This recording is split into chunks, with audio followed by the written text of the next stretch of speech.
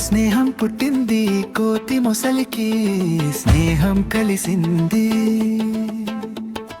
హాయి పంచే నది తీరమిది, నవ్వులు చిందిన వేళ ఇది.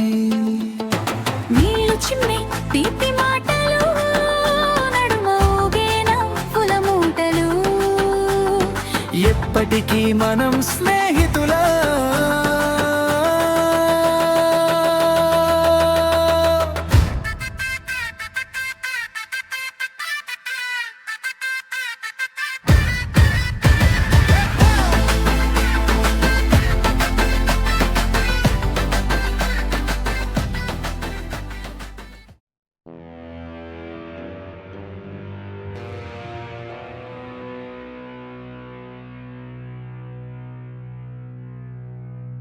కోతి గుండెకాయ తినాలని ఆశపడిన మొసలి భార్య. కోతి గుండెకాయ బహురుచి అట తీసుకురాని కోతి మిత్రుడనంట. మగ మొసలి తలదించి మనసు మాడిపోతుండగా, స్నేహం పక్కన భయం నిలబడి దారి తప్పించింది గట్టిగా. నా స్నేహితుడా, నా ఇంటికి రా, భార్య నీ కోసం వంట వండిందిరా.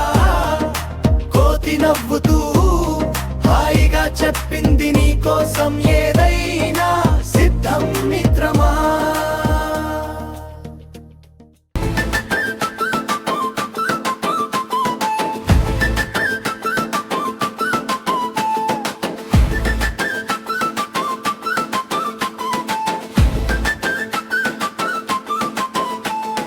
నది నడుమకు చేరగా, తరంగాలు తాకగా, మగ మొసలి కపటం ముక్కలు ముక్కలైపోయింది.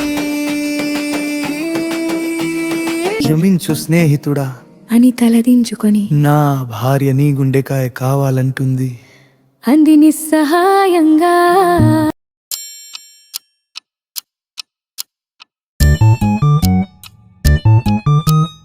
కోతి ఒక్కసారిగా ఆలోచించి నవ్వుతూ చెప్పింది తెలివిగా. అయ్యో, నాకు ముందే చెప్పుంటే బాగుండేది మిత్రమా. నా గుండెకాయ చెట్టు తొర్రలో ఉంచేశాను బంధమా. వెళ్దాం, తిరిగి తీసుకువస్తా అని చెప్పగానే మొసలి ఆనందపడింది. మళ్ళీ దిగిరానికి ఈదుకుంటూ. మనసులో తప్పుడు తడబాటు తగ్గిపోతూ, మగ ముసలి ఊపిరి పిలిచింది, ఇది నిజమైన స్నేహమని నమ్మింది. తీరం చేరాక కోతి ఒక్కసారిగా గెంతి చెట్టెక్కి నవ్వింది. ముసలితో ఇలా అంది, హే మిత్రమా, అతిగా ఆశపడిన ఆడది. స్నేహం పేరుతో మోసం చేసిన స్నేహితుడు బాగుపడినట్లు చరిత్రలో లేదు. నమ్మకం అంటే బంగారం,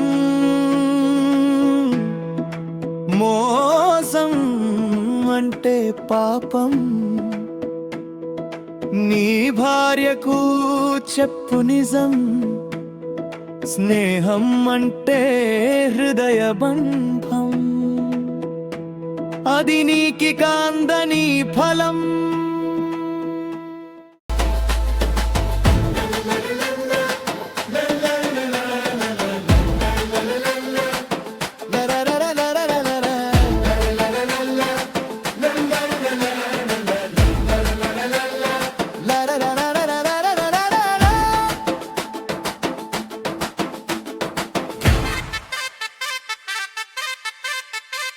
నిధి మధ్యలో స్నేహం